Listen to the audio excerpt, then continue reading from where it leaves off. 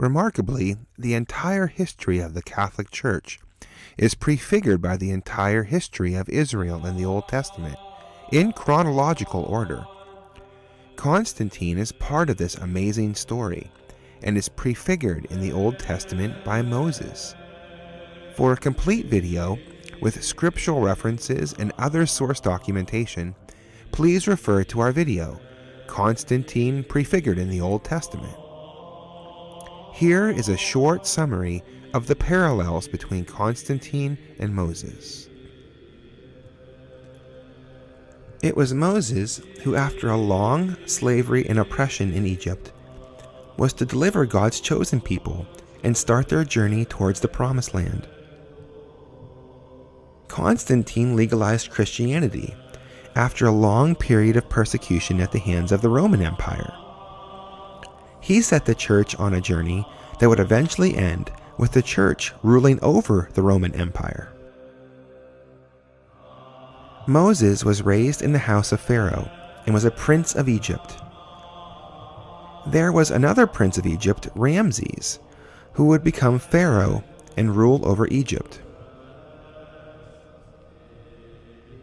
Constantine lived in the brief period of the Tetrarchy, where there were two emperors of Rome.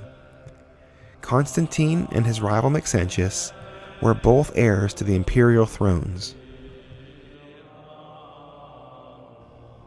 Moses' mother was an Israelite and had a son who was prince of Egypt.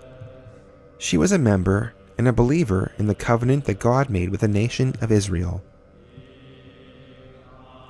Constantine's mother was Saint Helena, and she had a son who became the emperor of Rome. She was a member and a believer in the covenant that God made with the Catholic Church. Moses ran away from Egypt to save his life, since Pharaoh was seeking to kill him.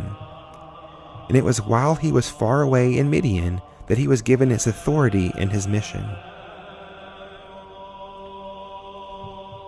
Constantine ran away from the court of Galerius, the emperor of Rome. Galerius had tried to kill him on several occasions. Constantine went as far as Britain.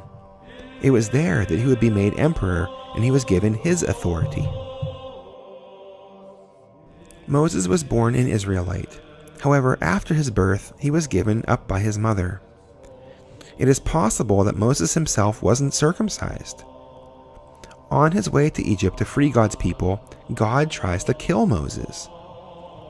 Moses definitely delayed the circumcision of his son, and perhaps of himself as well. Upon God trying to kill Moses, his wife acted quickly and circumcised her son, and perhaps also Moses.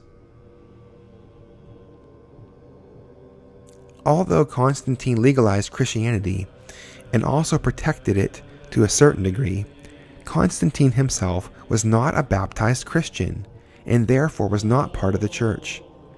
He wasn't baptized until right before his death. Moses was told by God to mark the doorposts of the Israelite houses with lamb's blood. Thus the angel of death would descend on the city and only kill the firstborn of those whose doorposts were not marked. After the death of the Egyptians, Israel was set free from their bondage. Constantine saw a vision and a sign in the sky. He was told that he would conquer under this sign. Constantine marked the shields of his soldiers with this sign, and he defeated Maxentius in battle. It was Constantine, after this victory, that would set the Christians free from the threat of persecution in the Roman Empire.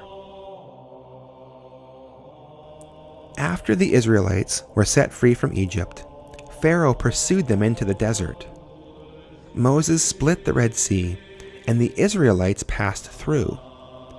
Pharaoh followed, and when his army was in the middle of the water, trapped, the sea collapsed, and Pharaoh and his army were drowned.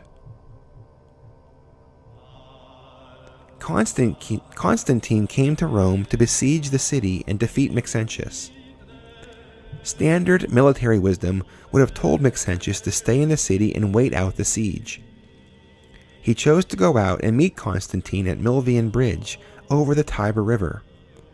Maxentius got himself and his army trapped by the narrow constraint of the bridge, and ended up drowning to death in the Tiber River, along with a large part of his army. Moses was a great prophet of the Israelites. He freed them from bondage and led them towards the Promised Land. However, because of his disobedience to God, he was told by God that he wouldn't enter the Promised Land. In order to get to the Promised Land, the Israelites had to cross the Jordan River. Moses died before the Israelites got to the Jordan River. Constantine was on his way to Persia. Along the way, he planned on stopping at the Jordan River to be baptized.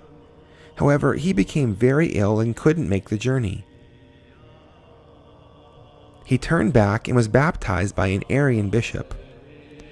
Just like Moses, he didn't quite cross the finish line since he was a baptized Arian. He also, like Moses, didn't make it to the Jordan River before he died.